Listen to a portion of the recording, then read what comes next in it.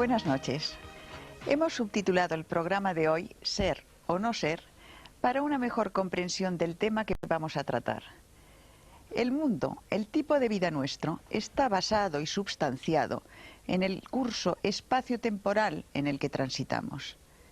Embebido en los acontecimientos de ese movimiento espacio-temporal, el hombre olvida sus raíces, y sobre todo las raíces de su yo real, y más que ser en el mundo, simplemente está. Y ese estar le pone a merced de lo circunstancial y lo transitorio, o sea, en manos del sufrimiento y de la muerte. Olvida lo permanente en función de la imagen cíclica y cambiante que le ofrece su ojo exterior y su mente más física. Por otro lado, desde la más remota antigüedad, han existido sistemas de enseñanza que empujan al individuo, desde la superficie al interior de sí mismo, desde la potencialidad de su imaginación a la realización y actividad de esa misma potencialidad, o sea, a la progresiva liberación de sus ataduras, tanto físicas como emocionales, como mentales. Vivimos ahora, en nuestra sociedad contaminada, nuestra sociedad occidental, vivimos el ofuscamiento y la pesadez que, emanando de lo cotidiano, ahoga esa realidad profunda de la que hablábamos. Se aprenden demasiadas cosas inútiles, se compite por casi nada y se obstruye masivamente y particularmente el canal que conecta lo divino con lo humano. Las técnicas de las que hoy nos hablarán nuestros contertulios pertenecen a diferentes culturas, pero la finalidad de la misma es desempolvar nuestra dormida conciencia a través del método de la meditación. El problema está, pues, en elegir entre ser un individuo o simplemente estar en el mundo sin ningún sentido. Todo ello es una sugerencia para una mejor expresión vital. Escúchenlos. Voy ahora a presentarles a nuestros invitados que les hablarán, pues, de meditación y conciencia. Con nosotros está Jacobo Grinberg, psicofisiólogo, profesor de psicología de la Universidad Nacional Autónoma de México. Ha escrito más de 36 libros. Carlos Ortiz, investigador de la relación existente entre las técnicas de meditación chamánicas de Don Juan Matus y las del místico español San Juan de la Cruz. Antonio Carán, director de la Casa Tíbet México, representante oficial del Dalai Lama, experto en budismo tibetano. Y don Rodolfo Flores, chamán mexicano, maestro en meditación chamánica mexicana. José Colastra, finalmente, especialista de nutrición ortomolecular y además autor de bastantes libros, 15 libros, creo, ¿verdad, más José? o menos, sí.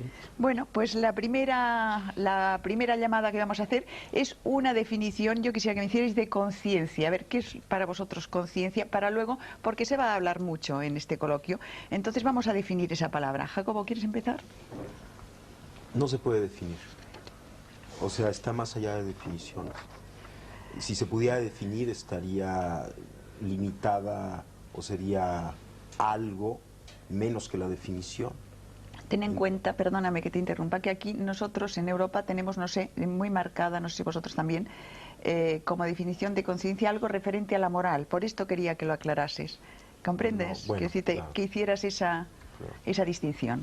O sea, no, el término conciencia tiene una acepción, sí, como ética, volverse consciente de ciertas normas o las normas, pero realmente a eso no creo que nos refiramos cuando hablamos de conciencia, y es en ese otro nivel que no se puede definir.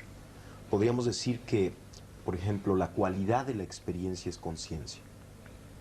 Tú cuando ves una luz, realmente detrás o en el hecho, en la cualidad luminosa, está la conciencia. La luz no existe ni afuera ni adentro. O sea, no existe como un fenómeno físico, tal como luz.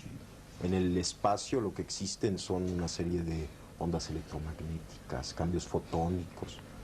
Tampoco existe en la actividad cerebral como luz.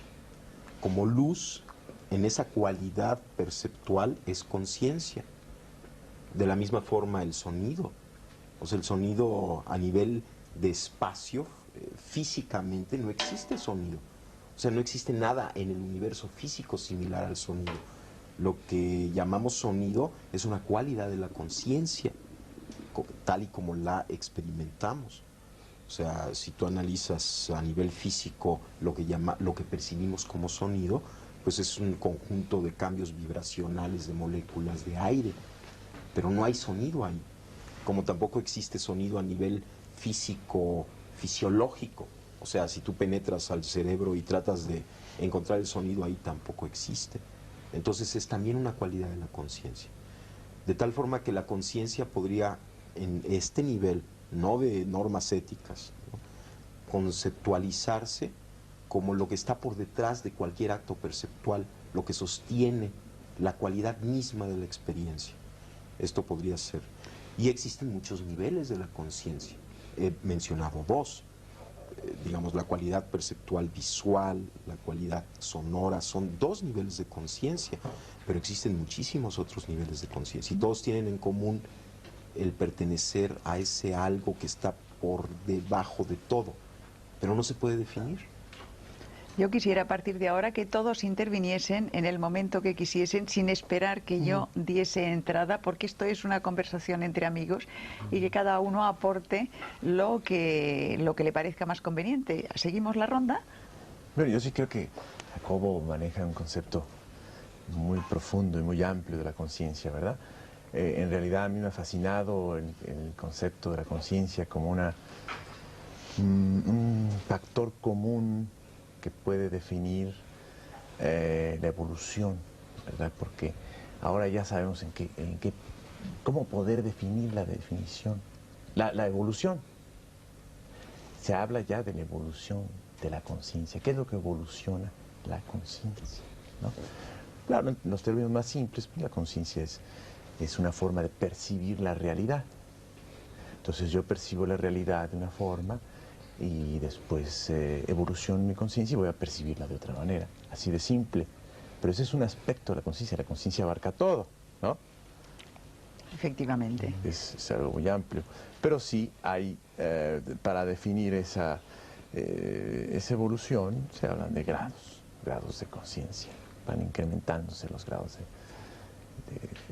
de conciencia, de claridad, de percepción de la realidad, de sentir la realidad, de comprenderla, de entenderla, ¿verdad?, conforme se va evolucionando. Y es algo tan sencillo como decir, bueno, en la infancia nosotros teníamos un nivel de conciencia, ¿no? En la juventud hay otro nivel de conciencia y en la edad adulta hay otro nivel de conciencia. ¿Hay alguien adulto? Ah, una pregunta. Porque creo que debe ser muy difícil En llegar todo a la edad sentido de adulta, ¿eh? No lo digo con palabra, sorna, ¿eh? Sí. No, la madurez. Una persona plenamente madura, digamos que sería una persona en un máximo grado de conciencia. Se puede definir así, ¿verdad? Desde el punto de vista budista también esto presenta un problema, en el sentido de que la evolución de la conciencia no tiene fin y no tiene principio. Es un continuum de procesos de percepción, como chispas en la realidad, que se van gestando momento a momento ad infinitum. Y en ese sentido, en la pregunta que usted hacía con relación a ¿hay alguna vez, en algún momento se es maduro?, es una pregunta que se hace mucho dentro de la tradición budista con referencia al estado último desde nuestro punto de vista de evolución humana, que es la budeidad, ¿no? Sí. Y se dice entonces si la budeidad es ese estado adulto, ese estado en donde se llega a esta maximización de la capacidad correcta de percibir la realidad. Y los budistas, los textos clásicos tibetanos y la tradición oral tibetana, dice que no, que este proceso de budeidad, en el momento en que se lleva a esta completa y pura estado de unificación perceptual, es solamente el principio de otro nuevo proceso. Y cuando se termine ese nuevo proceso, también ese estado de finiquitación de ese proceso, ¿no?, es el principio de otro, ad infinitum.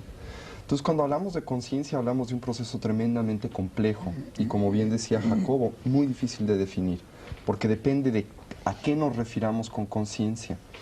La conciencia, por ejemplo, desde el punto de vista tibetano, puede llamarse la conciencia intelectual, por ejemplo, que tiene que ver con todos estos procesos lógicos de raciocinio matemático que todos tenemos y que aprendemos a realizar a través de nuestra experiencia de vida, ¿no? y que tienen por propósito fundamental desglosar la realidad, categorizarla y hacerla familiar. Este es un tipo de conciencia, no la última, solamente un proceso de conocimiento. Pero hay un tipo de conciencia mucho más profundo, a la cual los tibetanos llaman yeshe. Y este tipo de conciencia la definen con una sola palabra: luminosidad. Y no es que sea una bola de humo luminosa que tengamos en algún lugar del cerebro y brille, sino es simplemente la capacidad de iluminar, en otras palabras, de hacer presente y de hacer parte de, un poco lo que definíamos como simplemente el conocimiento en sí, el darse cuenta. Y de hecho conciencia se puede traducir como este darse cuenta. Pero aquí volvemos a otro problema: ¿quién se da cuenta? ¿No? Entonces este es un problema que se trata mucho dentro de la tradición budista. No hay un punto central que se dé cuenta. Es un proceso unificado, pero muy complejo de definir también. Don Rodolfo, ¿cómo lo ve desde su punto de vista? Desde nuestro punto de vista chamánico, sin niveles académicos ni nada, lo vemos de la forma más sencilla. El despertar de la conciencia es encontrarse a sí mismo, y dentro de ese encuentro en sí mismo encontrar la luminosidad en el amor y en compartirlo hacia los demás por medio de la manifestación del espíritu, a través de el bien por el bien mismo. Es como nosotros lo concebimos, nada más. Colastra. Bueno, es una pregunta Hemos hecho la primera ronda. Sí, es una pregunta un poco difícil porque tiene dos lecturas: el nivel humano y la posibilidad de que conciencia se pueda describir desde otro nivel. Desde el punto de vista del nivel humano, pienso que el doctor Grimper tiene muchísima razón, porque el término conciencia es muy difícil de definir si lo limitamos exclusivamente a nuestro enfoque, a nuestro nivel. Pero desde un nivel trascendente, yo diría que conciencia, la cualidad que caracteriza de forma más precisa al término conciencia, es la de una presencia integrada, pues podríamos decir del verbo, es decir, de lo trascendente, de lo sutil, de lo que está más allá de lo contingente. Una presencia. Esa presencia se puede caracterizar pues por muchas cualidades y por muchos enfoques, pero en realidad es como si existiesen una serie de canales o de conductos a través de los cuales ese algo que también Carlos mencionaba, ese algo detrás percibe.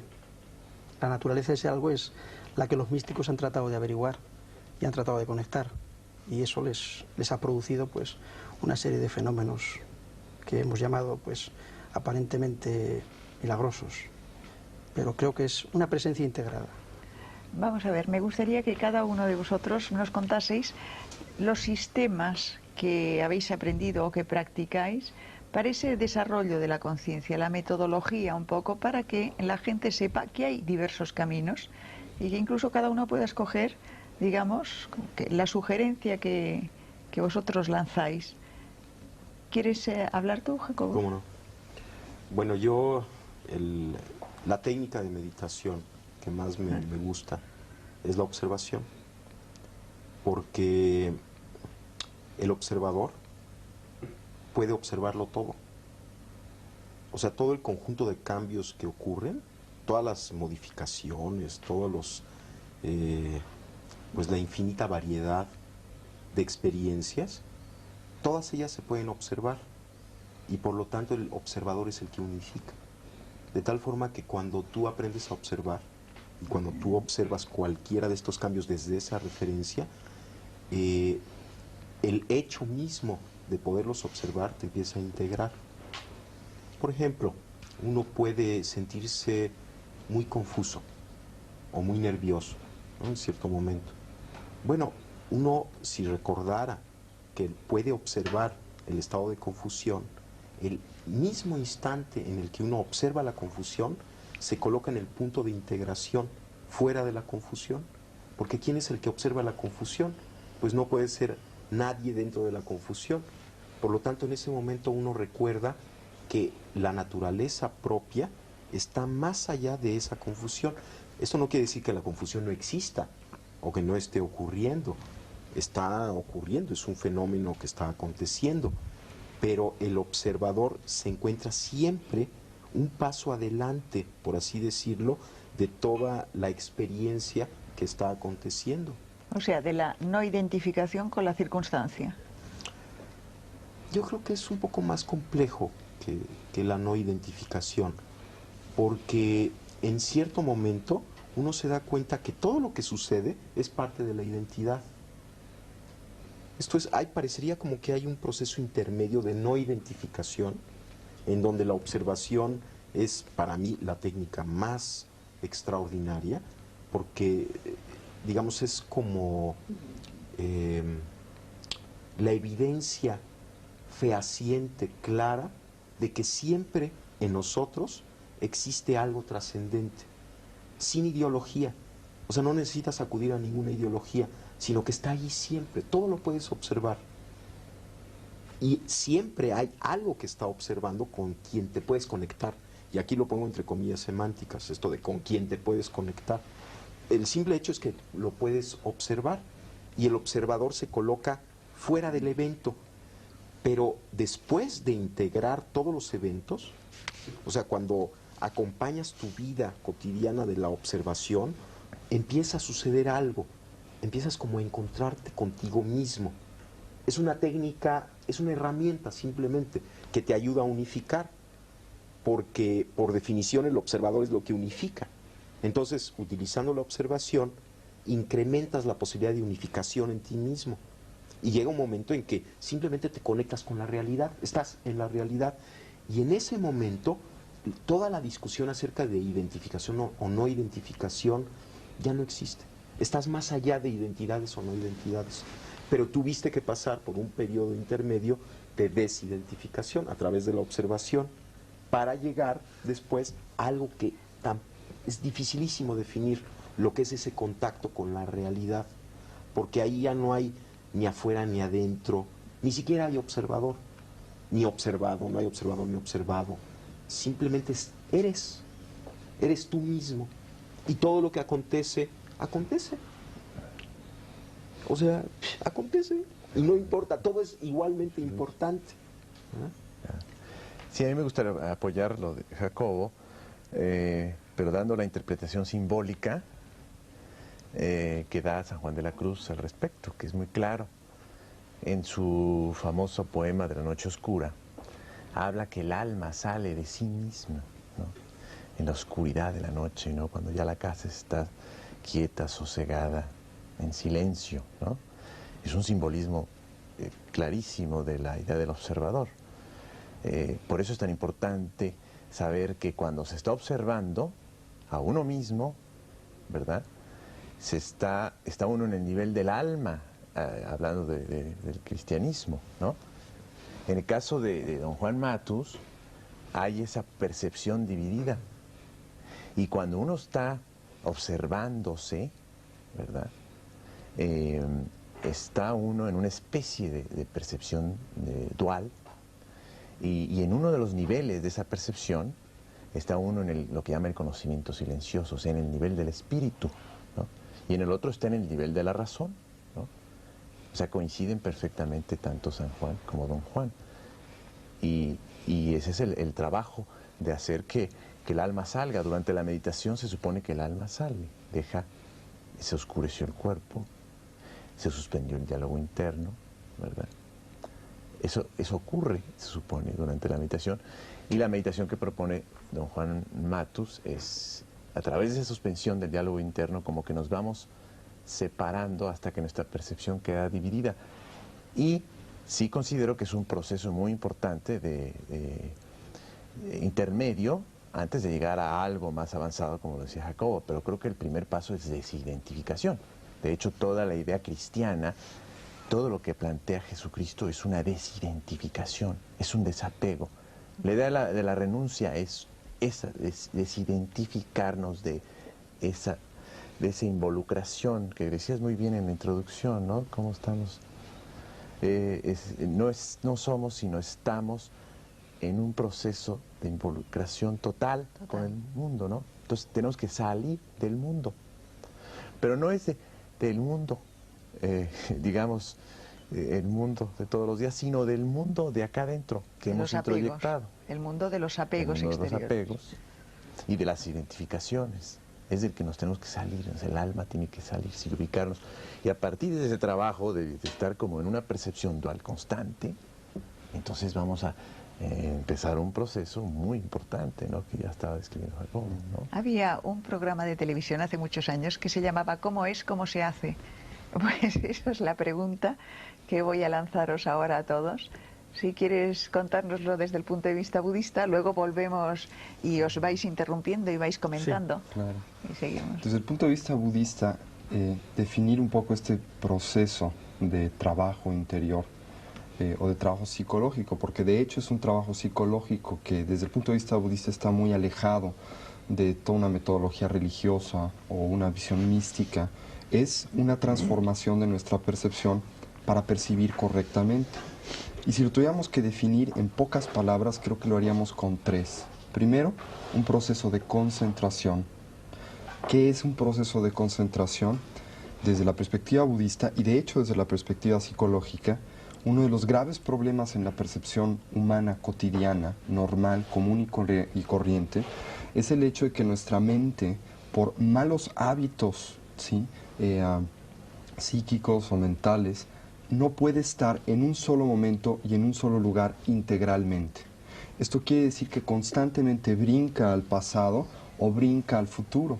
Si nosotros cerramos nuestros ojos un momento y hacemos el experimento, veremos cómo si nos ponemos la idea pera en la cabeza, muy pocos de nosotros podemos permanecer en la idea pera, porque se nos ocurre que hemos dejado la leche en la cocina con el fuego prendido, que mañana tenemos que ir al doctor o al dentista, o que se nos va a hacer tarde para el trabajo, y brincamos, ¿no? Constantemente. No estamos aquí y ahora, que es lo único que existe en la realidad. El primer proceso, este primer proceso que tenemos que integrar dentro de nosotros mismos, que es un poco de lo que hablaba el doctor Greenberg y de lo que hablaba Carlos Ortiz, es primero aquietar al cuerpo, ¿no? Dejar que duerma en esa noche oscura para que el alma pueda salir. Obviamente esto desde el punto de vista budista de que el alma pueda salir es un simbolismo. Nada sale, ¿no? Ni entra tampoco. Este es el primer paso. El segundo paso dentro del sistema o la tecnología budista en este sentido es la apreciación. Una vez que paramos, ¿sí?, esta serie de proyecciones que le hacemos a la realidad y de prejuicios que son el resultado básico de estar en el futuro y en el pasado, de prejuiciar mi realidad o de proyectar en ella fantasías, y específicamente formas fantasiosas de existencia, que son que las cosas las vemos como eternas, independientes y no cambiantes, ¿sí? O tratamos de verlas así, y esto está completamente en contradicción como con las cosas realmente son, transformativas, impermanentes, interrelacionadas, etc. Empezamos a través de esta concentración de ver una sola cosa en un solo momento, a apreciar la realidad. En otras palabras, a ver lo valioso, único y extraordinario que es cada evento de percepción. Poéticamente hablando, el mundo tibetano le llama a esta percepción, a esta apreciación de la realidad, el descubrir la magia de lo ordinario. El hecho de que cada evento, por ordinario, común y corriente que aparente ser, es extraordinario, porque algo vivo y algo real acontece en cada instante y en cada momento. Este es el segundo paso, es este extrapolarse o salirse, que insisto, no es un salirse, sino es un abrirse, es un apreciar la realidad.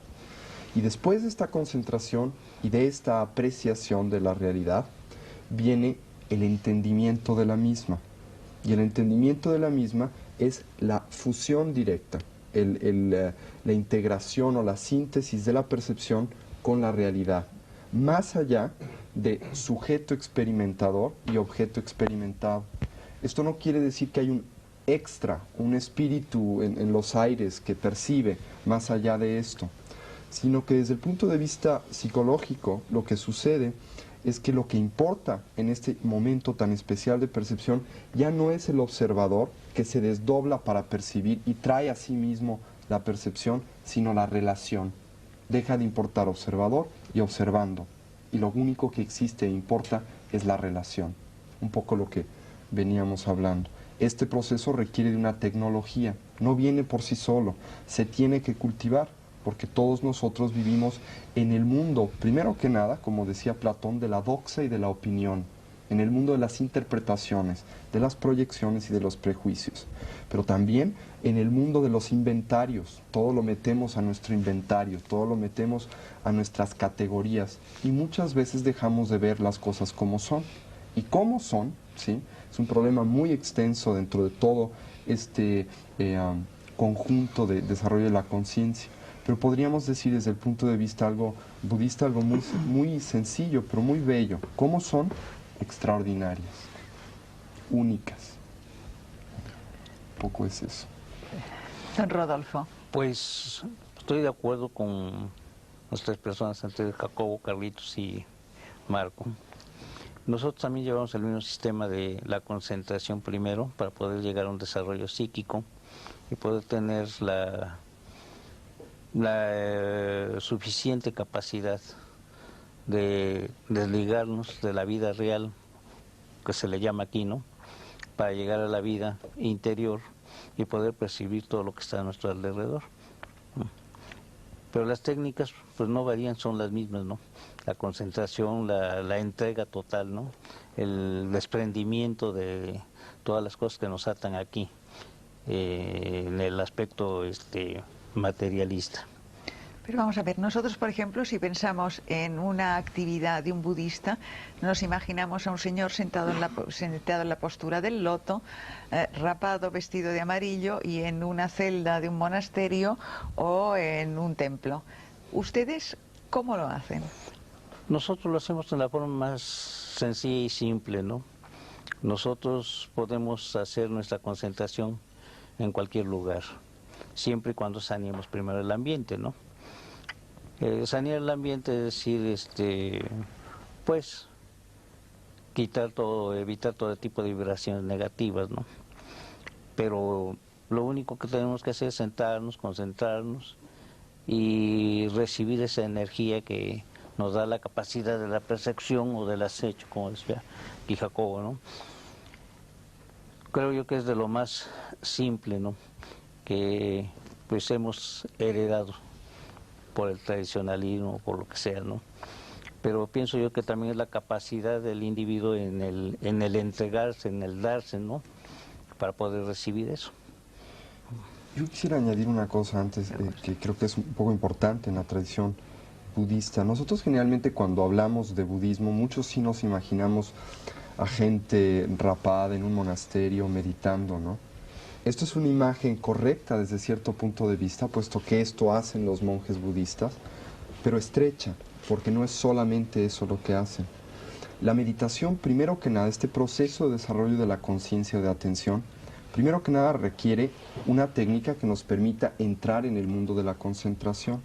Para entrar en este mundo de la concentración tenemos que tener un laboratorio controlado. No podemos hacer un experimento a grandes planos si primero no lo hemos controlado en medios controlados de laboratorio. En otras palabras, nos tenemos que salir un poco del mundo discursivo, del mundo de ruido, del mundo de las presiones, del estrés, a un ambiente controlado. Segundo, tenemos que simplemente sentarnos. Yo disiento. ¿Tú disientes? Sí. No necesariamente pienso que debe ser un ambiente controlado. Desde el punto de vista budista se tiene que empezar así. Por eso es lo que quiero decir. Se tiene que empezar así porque si no se empieza en un ambiente controlado, son muy contadas las personas que tienen la capacidad de trascender este diálogo interior. Es muy fácil decir desde el punto de vista budista, bueno, concentrarse es nada más pensar en una cosa. Pero ¿cuántas gentes que dicen tener concentración pueden realmente fijarse en una sola cosa en un solo momento, a pesar de decir que están concentrados? Esta concentración trasciende el nada más tener una concentración para estudiar bien. Es una concentración mucho más profunda y técnicamente se define de una manera especial, pero es el principio. Después de que se ha logrado algún resultado en esto, entonces la meditación se convierte en lo que se llama meditación en acción. En otras palabras, que ya podemos ser conscientes en todo momento del día y en todo lugar. nos podemos dejar crecer el pelo, podemos salir del monasterio, ¿sí? Y estar consciente hasta de que la mosca vuela, pero Perdona, primero tenemos que empezar. Déjame Sí. que le tú estás diciendo que para empezar esas técnicas hay que retirarse del mundo, o se pueden hacer esas técnicas en medio de la Plaza Roja de Moscú, quiero decir. Para empezar estas técnicas, uno se tiene que retirar de su diálogo interior. Pero no del mundo. No necesariamente. Pero lo más momentáneamente. sencillo, lo más sencillo, lo más útil es hacerlo, ¿no? Si estamos en medio de la Plaza Roja y somos guardias y nos están dando órdenes, es muy difícil que tengamos el tiempo, la conciencia de hacerlo. No imposible, y hay técnicas para hacerlo dentro del budismo, pero es difícil. El budismo es un sistema tremendamente realista. Entonces dice, ¿no? Es muy fácil andar en bicicleta, pero si ustedes no primero aprenden con 2 rueditas, luego le quitan otra y luego el padre lleva la bicicleta, pues sí, habrá alguien que pueda andar a la primera, pero será el 1%. Sin embargo, hay muchas más vías aparte del budismo. Sí, La vía chamánica es una de ellas, ¿no? La que tú Y otras vías, ¿no? crees. Yo creo que la conciencia es una paradoja. Es una paradoja verdaderamente iluminadora, porque el observar la realidad y ser consciente al mismo tiempo de los propios procesos internos puede llegar a clarificarnos el horizonte. ¿Cuántas personas encuentran un fenómeno, por ejemplo, tan esquivo de investigar, precisamente de crear condiciones de laboratorio o de control, como decía Antonio, en el fenómeno de la sincronicidad, que ya estudió Gustav Jung? Es decir, hay como una especie de camino de doble vía. Por una parte hay una observación de lo exterior y por otra parte otra observación de lo interior. ¿Cuántas veces un sueño, una visión onírica, nos plantea una imagen que después se refleja en el exterior? Y nos confirma que el exterior y el interior son la misma cosa. Entonces, yo pienso que el fenómeno o el intento de llegar a una trascendencia y a un desarrollo de la conciencia está basado precisamente en la observación y la comprensión y la aceptación de esa paradoja. Y el saber que podemos situarnos en la percepción exterior y en la percepción interior. Y el saber también que, en definitiva, en un nivel trascendente son la misma cosa. Entonces, si partimos de esa base, y sobre todo en el aspecto de la educación, en la cual Jacobo es un experto en el tema de trabajo con niños, nos damos cuenta de que, pues simplemente se trata de educar la observación, de saber qué es lo que vemos y qué es lo que ve dentro de nosotros. ¿Tú practicas alguna técnica especial? Sí, yo utilizo, en el tema meditación, utilizo la meditación con cristales de cuarzo. Porque pienso precisamente que una forma muy fácil de desarrollar ese tipo de contacto es la observación. La observación del nexo que hay, de la unión real, de la red que es la que está formada entre el ser humano concreto y todo lo que le rodea, el continuo que le rodea. Jacobo, te hemos dejado antes a mitad, a vosotros dos os hemos dejado a mitad de contar vuestra propia interpretación, vuestra propia actividad dentro de este tema. Bueno, yo creo que... no sé cómo decir lo que estoy sintiendo o lo que estoy pensando. Yo pienso que hay que encontrarse a uno mismo. Y en esto estoy totalmente de acuerdo con don Rodolfo. Y en este encontrarse a uno mismo, todo adquiere significado. Y entonces, tanto lo que sucede en el mundo como lo que sucede dentro de nosotros es integrado, es parte ya de un encuentro, se ve desde ahí. Es delicioso el momento en el que uno pierde todo concepto y toda preconcepción y todo aparece fresco y todo es nuevo. Y esta observación de momento a momento, como decía Tony, acontece. Pero hay algo que está detrás de esta percepción y que yo no puedo pensar que no exista. Y es uno mismo, que no es el ego. No, es el sí mismo que diría Ibn Arabi o sí, es el los sí místicos mismo, estos. que está más allá de más todos allá, los eventos cambiantes. Es algo que uno tiene que encontrarlo y también es muy difícil definirlo, pero tiene que haber ello, porque si no hay eso, entonces no hay significado. Y yo pienso que el significado es muy importante. Y tampoco me estoy refiriendo a un significado lineal o restringido. Pero yo indiscretamente te preguntaba cómo lo haces, qué técnica usas. Mira, ¿qué es lo que quería saber de que los que faltabais ahora para...? Mira, yo la técnica que utilizo consiste en una primera fase, te sientas, cierras los ojos y empiezas a observar tu respiración. Empiezas a observar tu respiración y van a aparecer pensamientos, van a aparecer sensaciones, no las reprimes. Por ejemplo, si aparece un pensamiento, pues lo dejas pasar y vuelves a tu respiración. Aparece otro pensamiento, lo dejas pasar, lo observas cómo nace y muere y vuelves a tu respiración. Que por cierto es una técnica común con el budismo, es exactamente lo que se hace en un primer nivel en el budismo, igual. Esto como que te prepara porque en una primera fase tienes que aprender a concentrarte, tienes que aprender a centrar tu atención, tienes que limpiar tu mente. Y la forma de limpiar la mente no es peleándose en contra de la mente. Exacto. No la puedes quitar, no hay forma de quitarla. Y si peleas en contra de ella es lo peor que puedes hacer. Constreñirla, que no piense, eso no se puede hacer. La fortaleces, pero tampoco pienso que es malo tener mente. Hombre, es necesario tener un entendimiento, es maravilloso, porque sería desastroso quedarnos sin esta parte. Sí, pero hay que trascender un nivel. Claro, pero esta mente que nos molesta, estos pensamientos repetitivos, yo pienso que sí hay que limpiarlos, y la forma de limpiarlos es aceptarlos, paradójicamente es aceptarlos y dejarlos pasar, y dejar que afloren y que afloren y que afloren hasta que llega un momento en el que empiezan a calmarse, y entonces uno puede fundirse con la respiración, estar en ese punto. Bueno, esa es una primera fase de la técnica. Una segunda fase consiste en empezar, por ejemplo, a observar tus pensamientos, tu cuerpo, tus sensaciones, unificar tu cuerpo, recorrer tu cuerpo, observar parte por parte, ir sintiendo, aceptando, sin pelearte en contra de tu cuerpo, sin juzgarlo, sin analizarlo, sino simplemente, por ejemplo, después de que estás en esta respiración ya concentrada, empiezas a sentir la parte alta de tu cabeza, las sensaciones táctiles, las sensaciones de la superficie.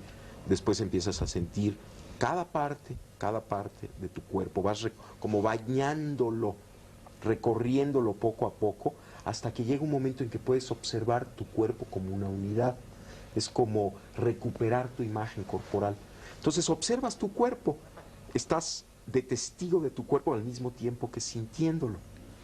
Cuando logras hacer esto, el budismo, porque es una técnica budista, se llama vipassana, es una forma muy extraordinaria de curarse, de limpiarse, además de colocarse en el punto de observación en donde puedes percibir todo tu cuerpo como una unidad, estás aceptando todo lo que sucede ahí, pero estás en una posición trascendente con respecto al mismo. Exactamente.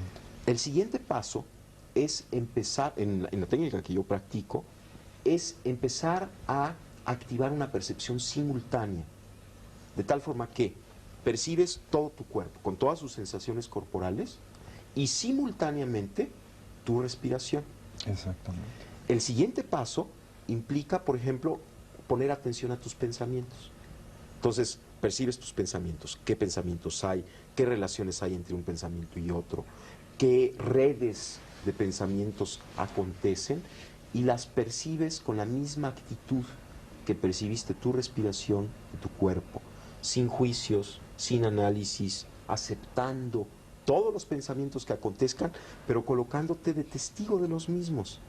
Estás al mismo tiempo sintiendo, viviendo tus pensamientos, pero en el punto de trascendencia con respecto a ellos. La siguiente fase implica observar simultáneamente tu cuerpo, tu respiración y todos tus procesos mentales. Una observación simultánea. Bueno, una vez que acabas esto, que puedes realizar esta observación simultánea, empiezas a poner atención a tus emociones.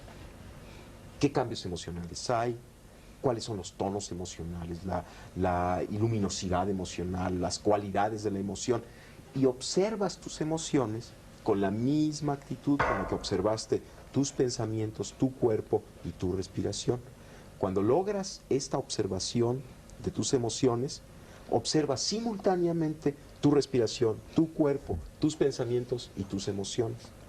Después empiezas a observar de la misma forma tus imágenes internas, hasta que logras una percepción, una observación, igual que como observaste el otro, sin juicio, sin análisis de tus imágenes internas, y haces simultánea la observación de tu respiración, tu cuerpo, tus pensamientos, tus emociones y tus imágenes internas.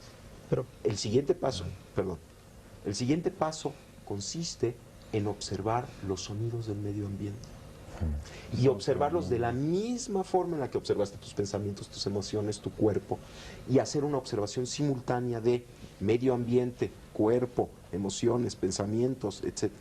Después, observar el mundo visual. Llega un momento en que cuando puedes hacer una observación simultánea de todos los componentes de tu experiencia, sucede algo extrañísimo. Hay una especie de umbral que se atraviesa y te conectas contigo mismo.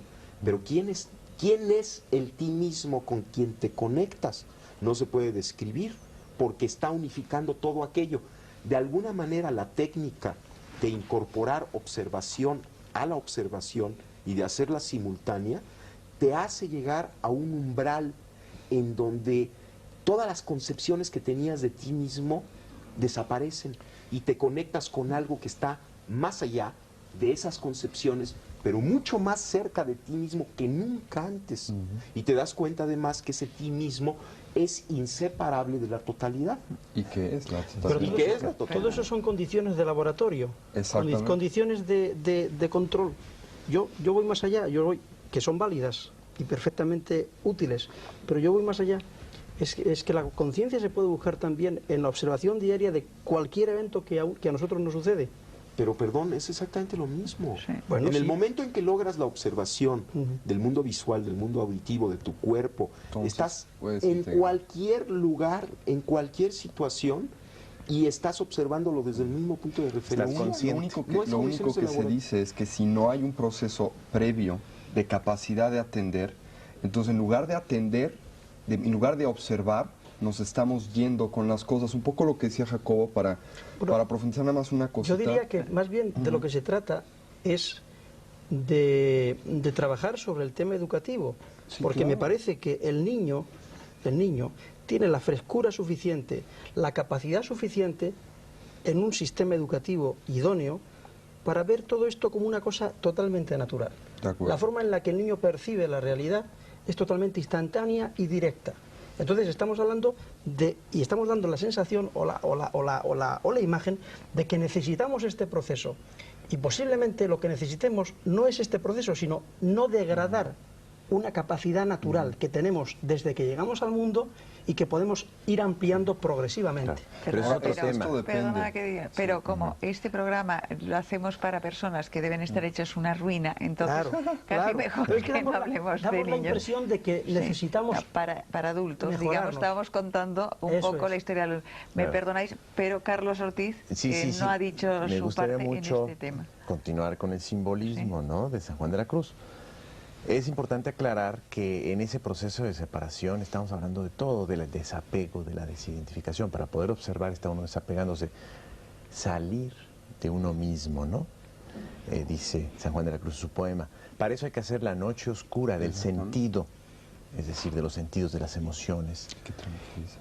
que se da en la meditación. O se puede dar instantánea, porque hay que hablar de la meditación momentánea e instantánea, vamos a decirlo así, ¿no? Se tiene que dar la noche oscura del entendimiento, o sea, se ve la realidad sin juicio, y ahí se entra la percepción directa. Ahí está.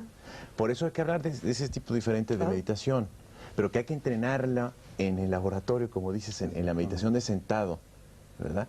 Y se da la noche oscura de la memoria, o sea, de ubicarse en el aquí y el ahora, olvidarse del pasado y olvidarse del futuro, así tiene que ser, ¿no? Y también la noche oscura de la voluntad, en cuanto a esa suspensión momentánea de esa voluntad reactiva, ¿verdad?, se suspende de pronto, por un momento. Entonces, ya nos ubicamos en dos tipos de meditación, una que es de sentados, ¿verdad?, donde se nos va a facilitar ese entrenamiento de ¿qué? De hacer noche oscura, de todo nuestro cuerpo y mente, para podernos salir, es decir, desapegarnos. Con ese entrenamiento ya podemos ir a la realidad, con los ojos abiertos, ¿verdad?, y estar practicando esa observación de silenciarnos, ¿no?, instantáneamente, y ver el mundo, ¿no? Ahora, Don Rodolfo, yo quería preguntarle, ¿tiene usted más facilidad que la gente que estamos educados en esta vorágine occidental e intelectual, digamos, que el resto? Usted y personas como usted.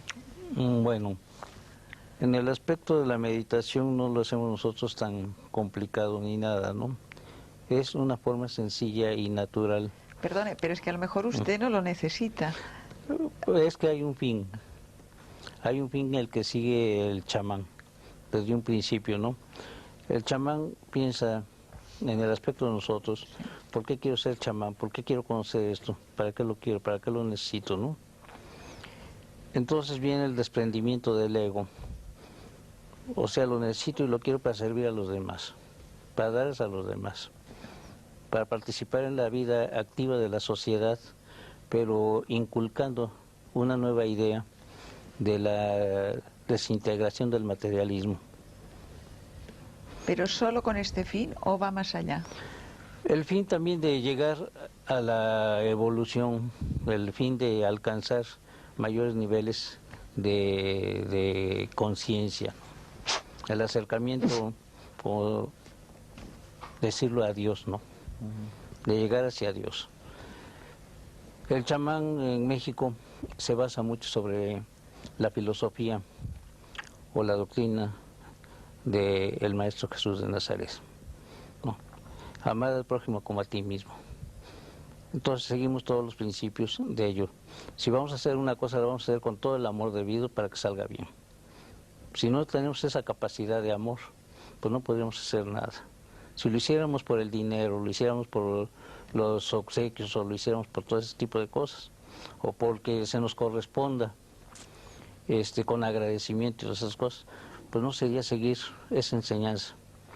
Entonces lo hacemos con el fin de alcanzar el tesoro propio de la satisfacción de dar por dar. ¿Son ustedes capaces de acelerar la práctica de otra persona? Pues todo depende también de la persona que quiera recibir este tipo de enseñanza, ¿no? Pudiéramos decirle. Ninguno de nosotros somos maestros. Todos siempre estamos aprendiendo de todos. Yo estoy aprendiendo mucho de ellos. Pero en diferentes grados.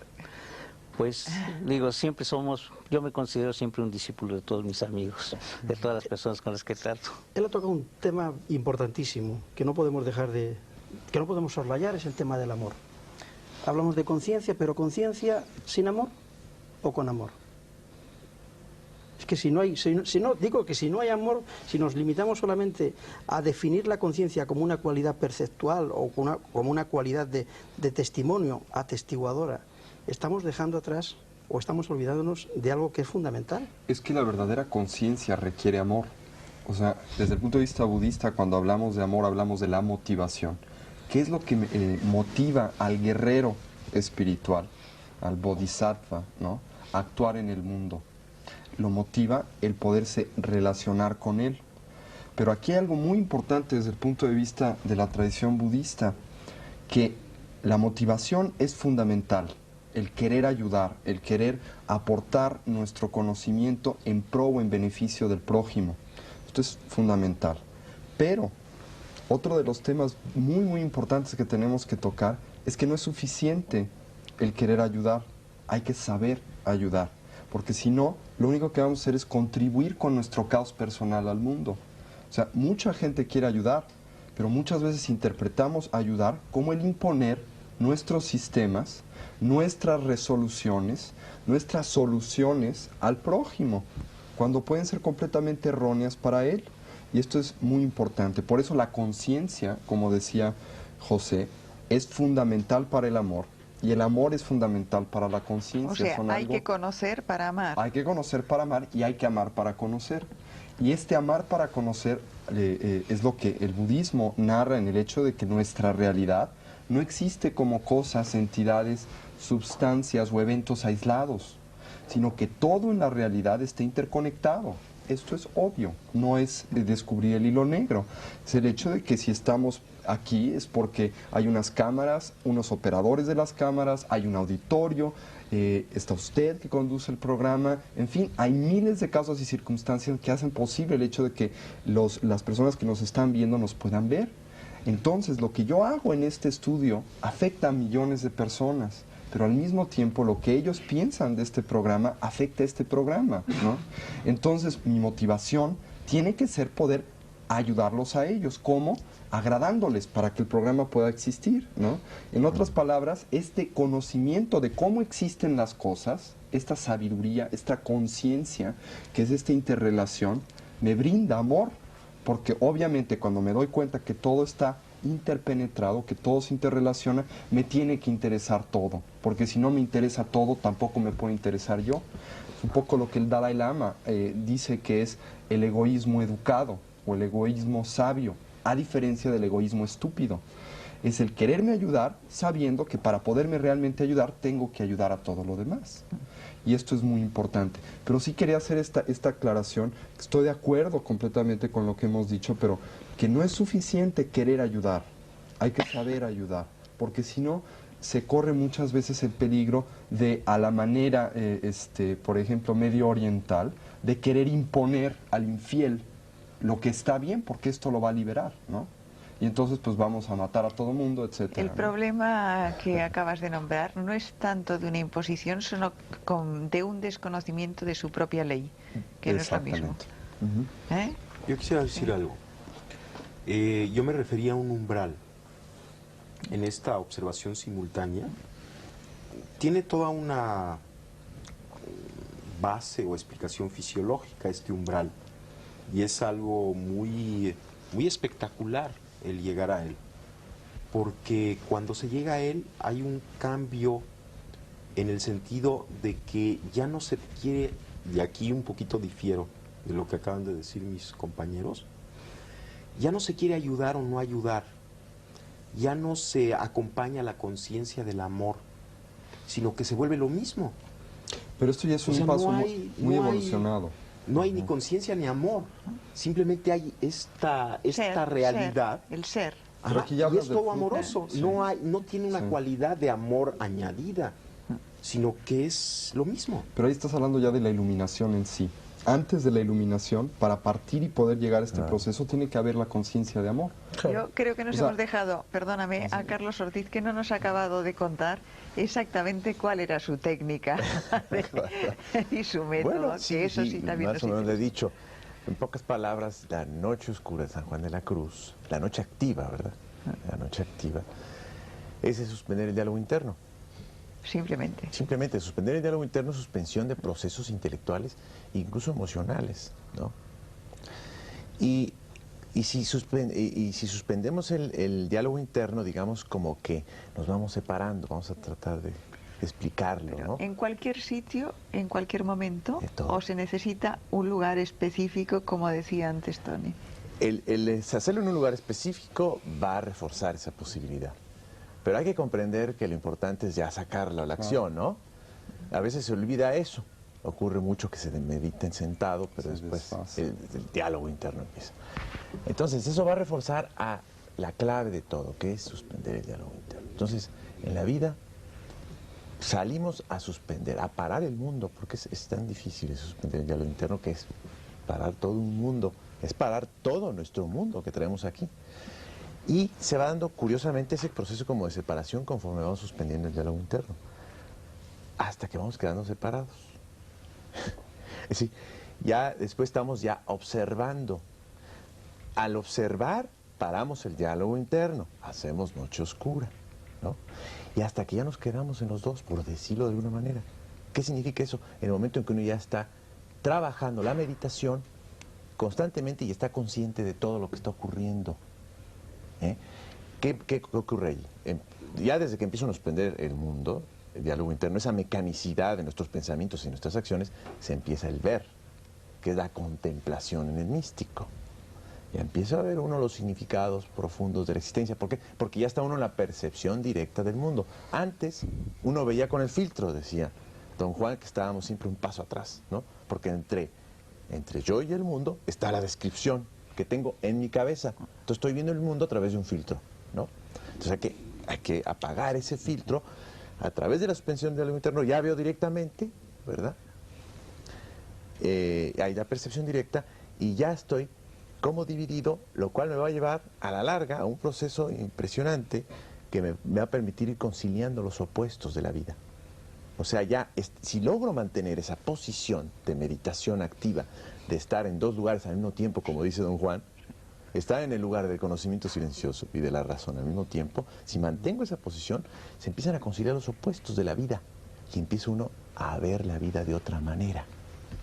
Yo quería saber... La paradoja que yo mencionaba antes al principio, de la conciencia de doble vía. Ahora, yo quería preguntaros una cosa. ¿Una paradoja, mayor adquisición de conciencia es de alguna manera un mayor desarrollo energético?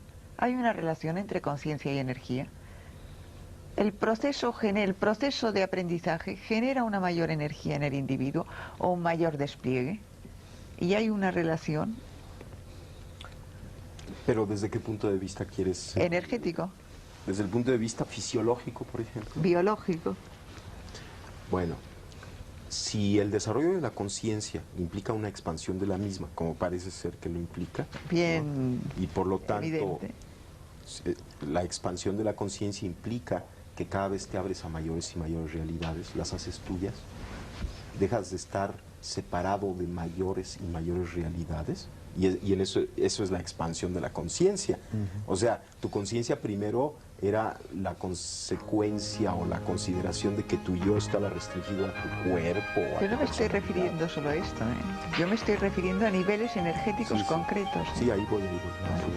Entonces, si la expansión de conciencia implica el incorporar lo que antes era externo a ti como parte de ti mismo, ¿sí? Si esto es así, entonces definitivamente